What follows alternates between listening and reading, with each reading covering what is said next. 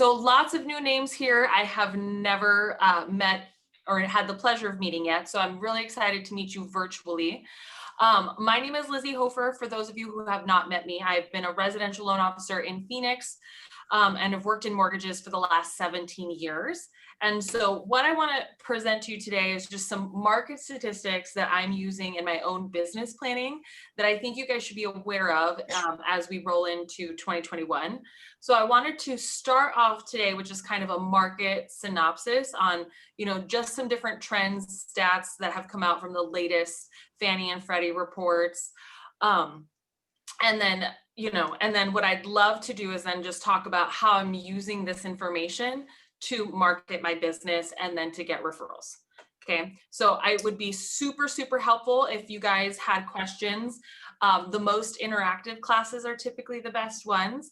And in Zoom, I can't feed off of your energy. So I can only see like 4 of you. And if you're eating or look distracted or sleeping, it impacts my ego. So I would love to see your faces, love for you guys to be interactive and definitely ask questions. So with that being said, actually, was there anything dying that people wanted to know so that I make sure to answer that in this class? So now we got 23. I'm going to go to the chat screen. You can just chat like the reason that you came, and then that way we'll make sure my assistant's right here, Sammy. She's my right-hand gal. Say hi, Sam. Hi. She just got brand new red hair. So that way we tackle it, okay? All right. So first and foremost, guys, if you are marketing in 2020, right, you notice that you had like this incredibly banner year, whether you did anything or you didn't do anything, right? It's been a pretty busy year for most people. Lots of people are getting into real estate. Lots of people are getting into mortgages. And that's just because, honestly, there's a lot of business being done despite the lack of inventory. And that's because of all the stimulus that was injected into the economy by the Federal Reserve. Today, there is the last Federal Reserve meeting of the year, which I'll be doing another recap on. So if that is something that you guys want more information on, just go ahead and make sure that your email is in the chat and we'll collect it and I'll send that out to you guys. But essentially, business was pretty easy in 2020, right? Like all of us are having banner years. And one of the big things that I like to remind myself and that I've reminded my referral partners is a lot of that has to do with just the length of time that we've been in business, the historically low rates, and the fact that, whenever there is a shortage of supply, it always drives like a herd mentality. So people think they can't get it, that scarcity mentality, then all of a sudden everyone wants it despite a global pandemic. Right. But we also know that herd mentality is very, very contagious. Think back to May, right? When the initial, March, when the initial shutdown started happening, like in domino impact, there was a moment in time where we were all scared, right? That we were now going to face another 2008 recession, right? We saw banks go out of business.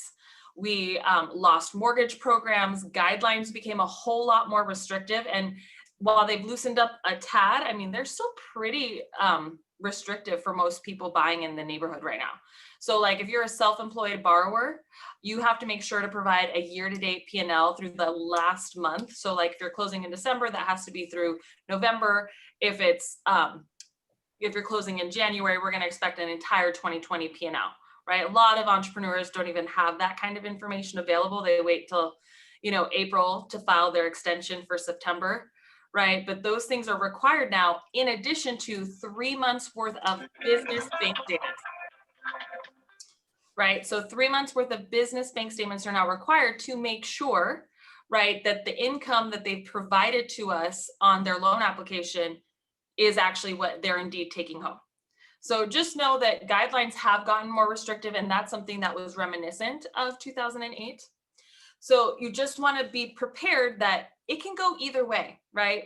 Right now, I've read a ton of economic reports, and the majority of economists have, a pretty optimistic outlook of what 2021 is going to be. Unless you're somebody on YouTube, which is where most of our consumers are. let me tell you, it is like doomsday tinfoil hat on YouTube. Like there are more housing crash videos than like what's real stat videos. And this is what we are going to be challenged with as we move forward into the new year. So things to be watching out for, right? Anything that relates to coronavirus, I know as sick as we are of hearing about it, you have to still pay attention to it because shutdowns impact people's confidence. And unemployment numbers impact people's ability to retain their homes. We want to pay attention to stimulus. So anytime the Fed talks about what they're doing with interest rates, what they're doing with, injection of PPP funds, forbearances, you name it, right? These are the types of things that we really, really want to be paying attention to because they will have a dramatic impact on what happens. So, a couple things that I want you guys to know. They do project interest rates to be low until 2023. Okay. This is how long the Fed has committed to buying mortgage-backed securities, which is the actual security that impacts the mortgage market. So it isn't the bond market and it is not the Fed funds rate. Okay, so when the Fed lowers interest rates, they're not lowering mortgage rates. They lower the rates that the banks borrow money from the federal government at to continue to loan. So that helps like home equity lines of credits, that helps small business owners, that helps the everyday entrepreneur or person with their personal liquidity, but not mortgage interest. Okay, most consumers get this wrong. A lot of real estate agents also get this wrong. So I just want you guys to be super prepared on this. But they have committed to buying mortgage-backed securities up until 2023. And just so you know, in the last recession, right, they bought mortgage-backed securities for 8 years. So, I mean, I still feel confident that we will see rates at near or low threes throughout 2021. There are different opinions on where rates will be. Some economic reports think that there's still a bottom yet to be seen. And then I read one that was as aggressive as interest rates being in the mid threes, like 3.5%, right? So just know it's that range. But even if you get a rate that's 3.5%, which I know sounds high right now, that rates are like 2.625, it is still historically low. And the affordability, right, people's ability to purchase a house is more, they have more buying power today than they had last year and the year before that. Now, one thing that is challenging affordability, though, is the dramatic increase in home equity, right? So for the average homeowner, their home increased about 12%, right, this last year, which is a lot, right? A healthy, stable market is anywhere between 3 and 5%. So when you're ever in double digits, one, you have to know that it's not sustainable. So we will not always be in double digits. If we were in double digits, no one would be able to afford their homes. Right. And two, so like we can't sell based on capital gains. Like you shouldn't, well, at least my marketing proposition wouldn't be buy a home today and you'll have 12% equity tomorrow. Now that is something that we're seeing, but because it isn't something that's sustainable, and the reason I'm saying it's not sustainable is because the average homeowner in Phoenix is barely able to afford the average home price in Phoenix, right? So the average person makes $52,000 to $62,000, right, a year, and the average home price is now $325,000. Okay, so that should tell you that, I mean, we're right at that cap. Now we have a lot of people migrating to Arizona, and so that in and of itself is helping with our supply. So just know that that's going to be something that's going to continue, right? As more people leave their big cities and want to move to more affordable places like Arizona, Texas, Nevada. Okay. Now, with that being said, so we talked about interest rates and we talked about home equity, things that are coming up on the horizon that people are really freaked out about. Okay. So number one, eviction moratorium got lifted in November, right? So for landlords, that was a great thing. We still haven't seen the impact of that yet, right? Those numbers aren't available. This month, forbearances expire. Next month, student loans expire. So the forbearances on those payments. Now, here's why that matters, okay? It matters because people have this idea that because there was tons of people who took advantage of forbearances, that now all of a sudden there's just going to be this gigantic drop off and people are going to just start foreclosing on their homes. Okay. This is like what the doomsday people are marketing and advertising. And a lot of consumers feel the same way because they grew up in the time of the Great Recession when all their parents lost their homes. So people hear, I can't pay my mortgage, and they automatically assume foreclosure. Okay, what's super important as a real estate professional in this marketplace is to get the information out about what you do next, right? So this will probably startle you because it honestly shocked me, but almost 40% of Americans own their homes free and clear. Like, that's a lot, right? And the majority of them, and you can go to Core Logic to find this stat, they had like a really amazing graph, but the majority of homeowners actually had upwards of 25% equity in their homes. So that would mean that the market would have to shift more than 30% in values in order for people not to have the ability to sell their homes. So if you have equity, right, you don't foreclose, right? It's a rare occasion where you're going to let your equity go, right? So super, super important that you guys start talking about options. Now, one of the challenges, right, with selling your home right now is one, the three biggest reasons are financial uncertainty. People don't know, right, if their jobs are going to be furloughed. They don't know if they're going to get a pay decrease. They don't know if there's going to be another shutdown.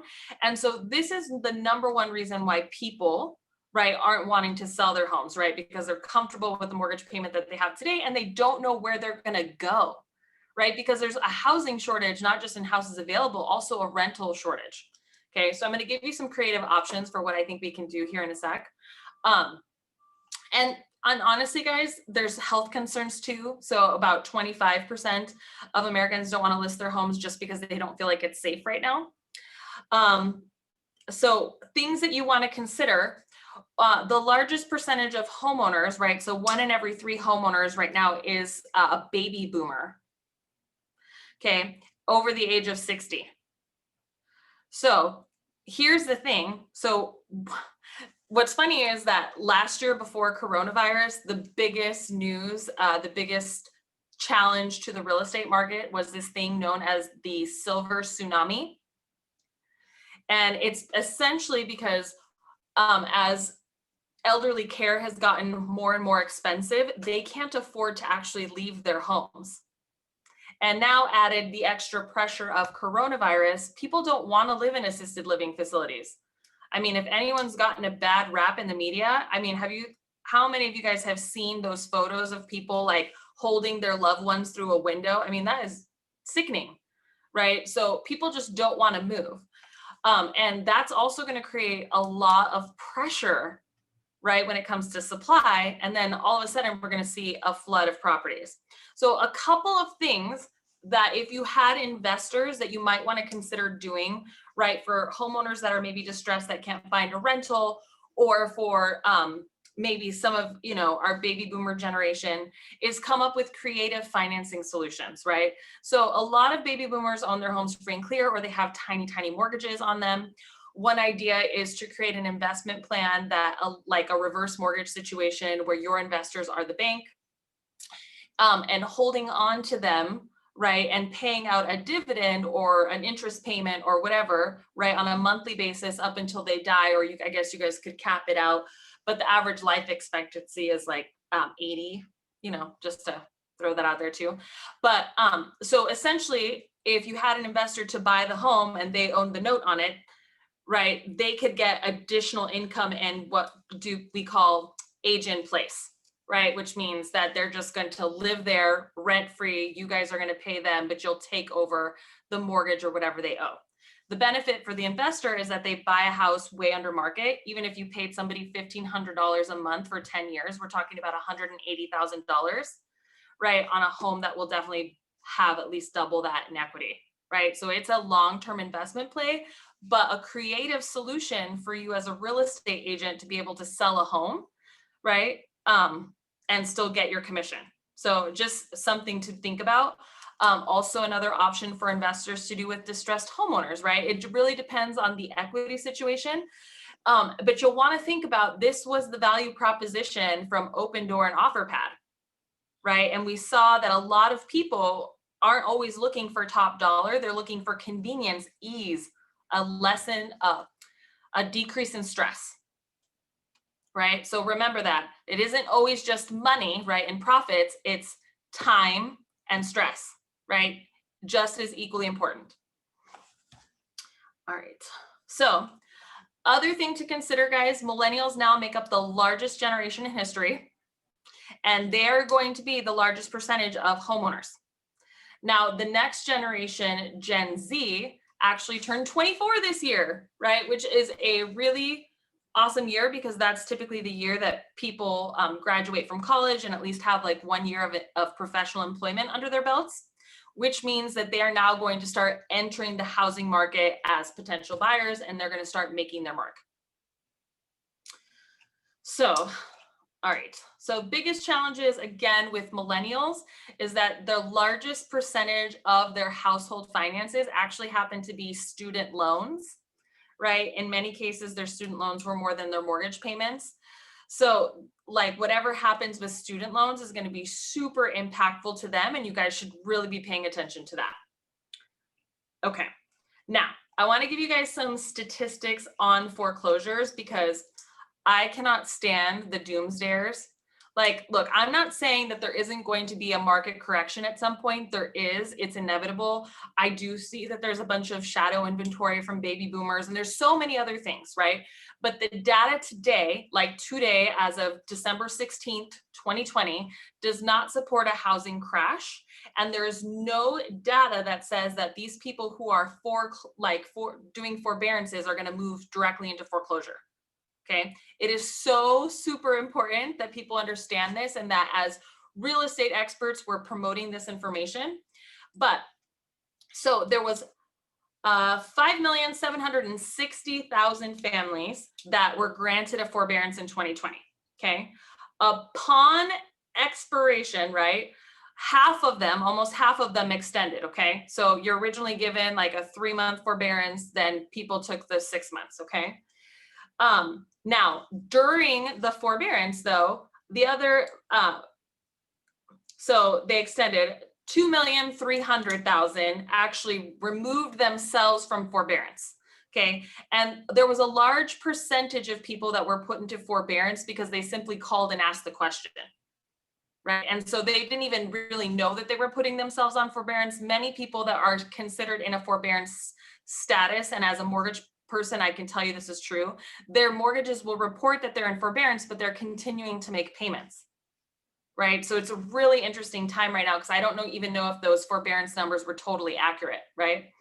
Now, in that 5,500,000 of them, guess what? Paid off their mortgages, right? So they either sold their home or they paid off their house, right, with a refinance. Okay, and then 480 of them went into loss mitigation, and only 80,000 of 5,760,000 went delinquent on their mortgages. Okay, that's not that many, right? And so you just really have, I mean, like that 80,000 homeowners isn't enough, right, to create a housing catastrophe. So and that information all came from Black Knight. Okay. So does anyone have any questions on like just where we are at in a market? I'm going to just do a quick summary. Basically, interest rates are going to stay low or at 3s, right? Low 3s or near 3. Okay.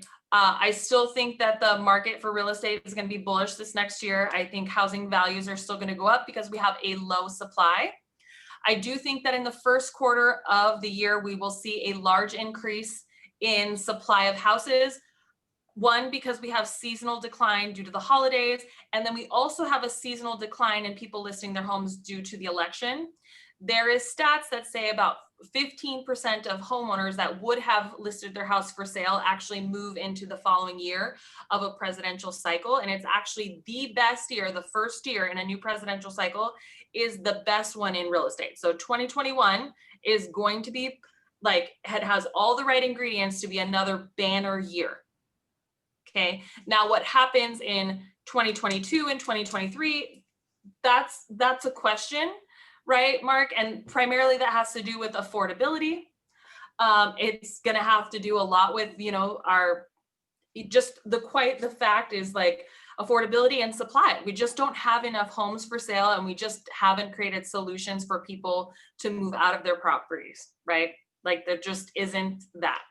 So I just want you guys to know that, I mean, if there's just no houses for sale, right, and interest rates increase and affordability doesn't get better, the demand will shift, okay? But we don't know what that looks like yet. I'll be definitely continuing to talk about it. It's stuff to pay attention to, but we just don't know. All right, so we got some questions here. P&L template that we can share. I do have a P&L template that I will share for you, but just so you guys know, a quick Google search, right, for your self-employed clients that says profit and loss template, you'll get like a gazillion. If you even put it into Word or Excel, you'll find one there too. Let's see.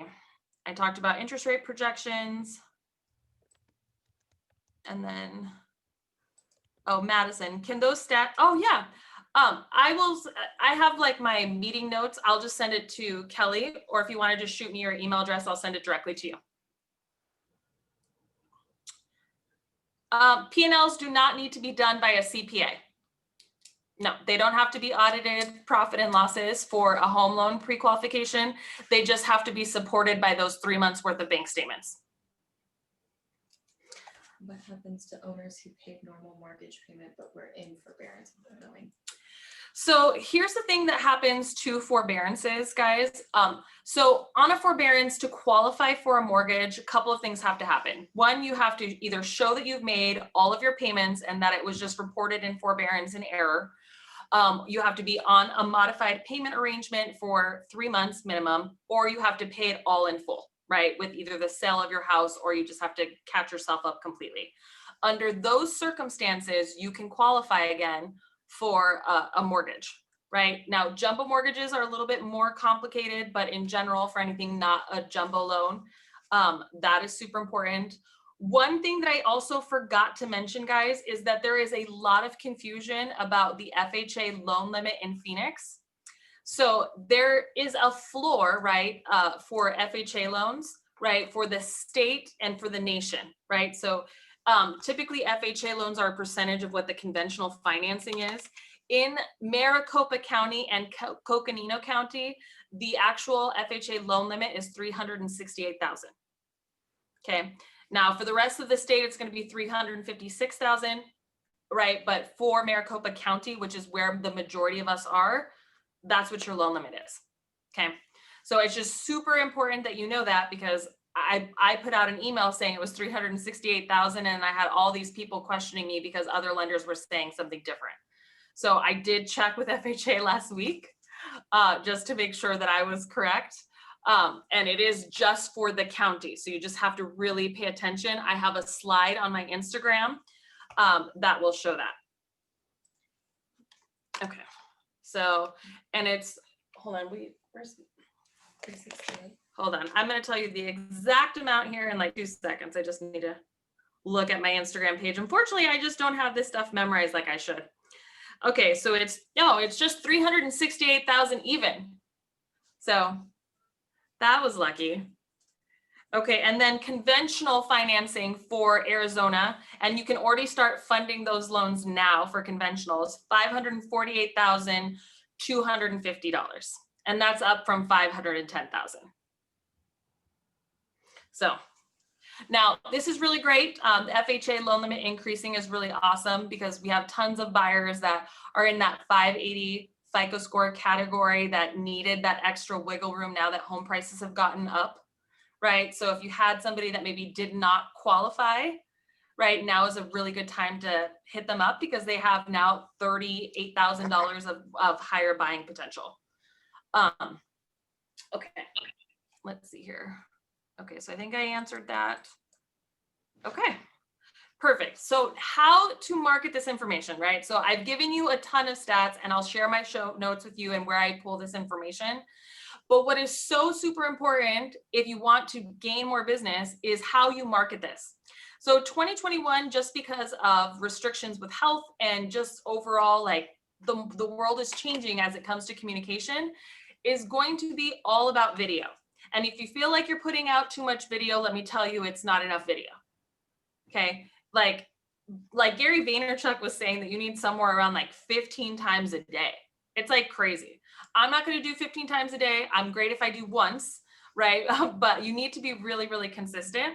So when it comes to video, you can use quality equipment like an iPhone or a point and shoot camera, but I would recommend having high quality audio and high quality visual, right? So good lighting, invest in good lighting and invest in a good microphone. Okay. But it's really, really important that you have that. And you need to provide value, and value isn't going to come in the form of information. Okay. Everything that I gave to you today, I Googled, right? I'm telling you why it's important through my opinion and expertise. Like where I thought that the real estate market is vulnerable, that's my opinion based on the information I read. But if you are somebody that is just going to share information, it will not work. Okay, so I see a lot of real estate agents that post those infographics from Keeping Currents Matters, or they repost what was said on the Cromford Report, or whatever they got from their title person, which by the way, we have the most incredible title partner on this call right now, Chris Medina, big shout out, he's the man. He can tell you all of this information. But if you do not interpret that information, if you do not put it in words that like will convince somebody why you're going to save them time, why this decision will make them money, why it's going to save them stress, it just doesn't convert, right? Then you just become part of people's scroll. Like people do not stop for that. They don't listen to it. They don't do it. So you have to have value with all of your posts. Okay. Then the next one is authenticity, right? So how does this information relate to your personal experience? So you can talk about it as in your financial experience. You can bring it up in reference to how this is impacting your clients, but you have to have an authentic point of view. And people, you know, like today I showed up in a jacket mainly because it's cold, but people don't want to see staunchy professional people, right? They don't even watch the news anymore. They want to see regular everyday people talking to them about what matters most to them and their families. Okay, so you can be casual and speak in the tone of voice that you normally present yourself in. And if you ever watch any of my stories, chances are like my kids are screaming in the background. I may or may not have makeup on. My hair is almost always in a bun. You know, so just know that you want to be as authentic to yourself as possible on these. Otherwise, people, again, they can just, like, there's just so much fake stuff right now and people just want realness. And then the next thing is consistency. So if you are new, right, to posting or doing video, just know that your first 20 videos, no one's even going to watch them. So if they suck and they're not perfect, who cares? No one's seeing them. It literally took me 23 videos, guys, 23 videos to get my first lead. Okay. Now, and what's great is like, after that, I started getting leads that rolled in. I'm about 6,000 subscribers right now on YouTube. So if you want some good ideas, you can look there. Another really great reference point is Javier Vidana. Will you put that in the chat real quick? I want you guys to go to his YouTube channel. He talks about market stats and does all of that quality, value, authenticity, and consistency. Like that recipe is nailed on his YouTube channel. In fact, I don't know of anybody who markets themselves better than him. So super, super important. Another person to watch that has really, really great market information that's told in their own point of view, Dave Ramsey. One of the best like real estate marketers I have ever seen. And he runs a real estate business. Just so you know, he talks about financial principles, but his entire business model is based on sending referrals to real estate agents for a referral fee. Okay, he was a realtor. So if you want to see somebody marketing as a real estate agent in like the most professional ways ever, it's Dave Ramsey. Okay. Now, my strategies this year, just so you guys know, I'm going to be talking a lot about money and finance. It's a little challenging right now to talk about market stats as it relates to, you know, if I think it's a good time to buy or not, because I do believe that the market is inflated right now. I think that if you're buying for capital gains, you're going to be sorely disappointed in 2 years. And so I would never purchase that way in general, but I think that if you need a place to live and stay, buying a home is a long-term 10-year plus investment. I also teach people, because I know that their greatest fears right now in a time where they are unsure of the economy, unsure of their finances, is no one wants to be house poor, right? So I teach them financial strategies for how not to do that, okay? Again, all of these are my own personal opinions. Okay, so I've been teaching people that they should live off of 70% of their net take-home income, and of that percentage, 30 to 50% should go towards housing. Now, I came up with that equation because I researched what qualifies as being house poor, and I found a lot of stats that said people that their housing payment was 25% or more of their net take-home income, right, were most likely to foreclose. So if they live off of 70% and 30 to 50% of that goes to housing, they're way under that 25%. Okay, so I know that my clients are going to be protected, and I know that it's a value placed position, but I do know that there are people who are like, that's so conservative. I want there to be an opposing opinion to my opinion on the market. Otherwise, it's not going to convert for me. One of the best business books I've ever read in marketing is called The 22 Immutable Laws of Marketing. Okay. And a lot of what I'm preaching to you, I learned there. But just again, like having that point of view and having somebody have the exact opposite point of view is really important in marketing. If somebody doesn't have the opposite point of view, it isn't worth really saying. So like if you're going to say, I'm the real estate agent with the fastest turn times, right? Unless you can quantify it, there's nobody marketing that they're the slowest real estate agent in America. You know, so if there isn't an opposite, if no one's going to challenge you, then it doesn't work, which is why those sensational housing market crash videos are doing so well, because the economists and lots of real estate professionals are saying that everything is going great. Right? So they have the opposite opinion, which is why they're getting so much traction. Okay. Other really great real estate marketers, Grant Stephan, and that's Stephan. And then there's a guy named Meet Kevin, also real estate agents, right? Marketing for their business. Okay. All right. So we've talked about the market. We've talked about this. I will tell you that my personal business plan literally has a newsletter that's told in my own personal voice once a week. It's a Monday and Friday video.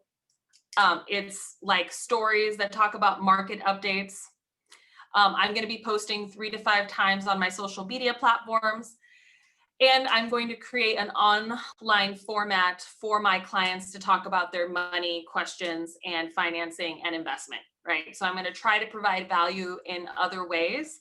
I do think that people are going to miss having that real personal interaction. So I do think that 2022 and 2023 should be a lot about face-to-face and interactions. Like I just think people are going to have that void. Some topics that you might want to consider marketing that I think might be really good topics is just like best places to work from home, talk about internet connectivity, cell phone reception, right? Because this is a thing, right? As somebody who's been working from home, those things have been the biggest challenges.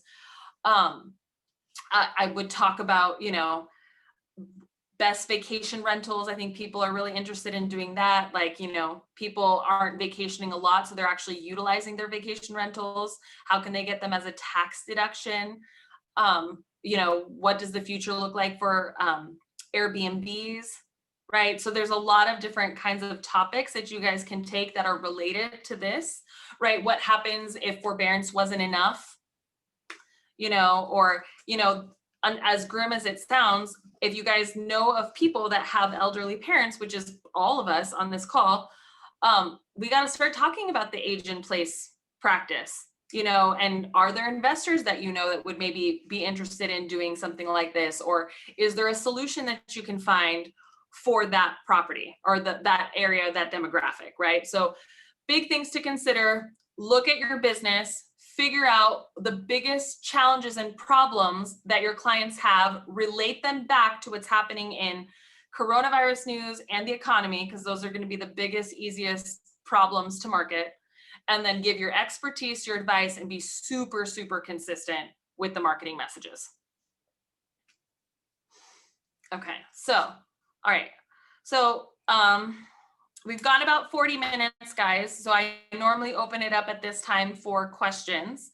And I do want to collect your guys' email addresses. Okay, perfect. But what questions do you guys have? So there's 30 of you on the call. I'd love to answer them for you. And I'd be happy to go through like more social media stuff if you guys would like. But I need more interaction. Someone unmute themselves. This is like the best. Okay. Just hit on what I was going to ask, which was how well you do with video and some of the first things you would kind of tackle going into 2021, right? I mean, as you said, what Gary Vee, I think you said 15 videos a day. That's a bit aggressive, but you know, one of the first, and I guess it depends on agent. It varies agent to agent, but one of those first things that you would just fail forward with if you're not getting on video, just to get out there and get in front of people, like the hot topic right now. Yeah, so first and foremost, if you're new to video, I would get something off of Amazon. It's like this little tripod thing, just so you guys know. They're like $30, super easy to buy. It holds your iPhone and it has a remote clicker, so you can just start recording. And I would start first and foremost with your Instagram stories or your Facebook stories. That's actually where I would post primarily. It's easiest to post there because they get deleted, or you can delete them right away and it's super easy. You don't have to learn the technology. One hack is I actually record a video and then I upload the video to stories, because I am like 20 take Lizy. I cannot do it on like the first try. It's just not my jam. So if I'm gonna post a story like I did the other day where I'm talking about, you know, what the Fed said, why it's important. I asked people about their questions. One of the important things that I got from there is that the majority of questions that I got on that was about whether or not it's a good time to refinance still, right? So I knew that that's probably a really good topic to make a video on. And I'll probably say the title will be something like, is it still a good time to refinance? Right? Because that was the direct question that I got. But I would start with stories and I would just say, oh my gosh, guys, I was just on a big meeting and they were talking about all of the people talking about the housing crisis. And it was interesting to hear that 40% of Americans own their homes free and clear, and that the market would have to crash more than 30% for the environment to have a housing crash. I mean, that's kind of nuts when you consider all of the things that have been happening. And if there hasn't been a 30% crash now, right, with the shutdowns, unemployment, the pandemic, right, what other big thing is on the horizon? Or like, you know, it might just actually be a really great time to sell your house. Like that can go like one of two ways. I probably would just state whatever the thing is. Like people's biggest fears are like they just don't know what's going to go on with the economy. So if people don't know what's going to go on with the economy, but you know that housing prices are going to increase, right? When's the best time to sell? Now, because housing prices are at their highest ever. So I would start first with stories, and what makes it easiest, guys, is there's like a bullseye of things. And I talked about this before, and I'm going to try to draw this. So draw a bullseye on a piece of paper, okay? And it should look like this. But yours will be better, okay? In the center, right, in the smallest circle, that's going to be the things that you're the most passionate about and the things that you know off the top of your head. Like if you were overhearing somebody talking in a conversation, you would want to interrupt that conversation because you had something really great to add to it. Okay, so that's your center, your zone of passion, right? So this is the place that we have to market in most. The next thing are things you know well, right? So these are things that like hobbies, talents, right? And it's not necessarily real estate, right? So people, I think that it goes into the next bucket, real estate. It's your level of competency, like what you know, like contracts, markets, neighborhoods, right? Like you might be passionate about interior design, but that's not real estate, that's design. Does that make sense? You might be passionate about construction, right? But that's not real estate, right? And so you go zone of genius, things you know super well, your level of competency. Then you talk about things you're learning, okay? And the last thing is things you don't know and don't care. So I see a lot of people market things they don't know and don't care because they see other people doing it. And again, it's just like that herd mentality. You know, if you see lots of people posting about open houses, you assume that's what you need to be posting about. The reason that my marketing gets so much traction is because my competition just talks about the things that you could easily Google. Like they talk about the low rates. Well, everyone knows there's their low rates, right? They don't talk about the difference between like why it makes no sense to buy points down, right? How it's better to put that money towards your principal reduction so that you pay off your house 10 years faster, right? Like that's the kind of stuff that I talk about that makes more of an impact because I have an opinion on the data. Okay, so you don't want to just post things that other people are posting or things you don't care about. You know, so what about this freaks you out the most? That's what you should be talking about. Like if you have a fear about what the economy is doing, that's what you should be talking about. That's what your people have fears about. If you have questions about refinancing, hey guys, I'm just doing my own personal refinance. Guess what? I'm saving, you know, $200 a month, right? And it's crazy. And when I did the math, it made no sense to buy points down. In fact, if I put that money down on my balance on the very first payment, I can knock off 7 years. I just wanted to pass on that information to you guys. If you're looking to find out what your house is worth or a recommendation for a good loan officer, hit me up. Like that's a video, right? But I'm, again, just taking the stuff that's relevant to me and the questions that I have with my personal anecdote and throwing out my expertise.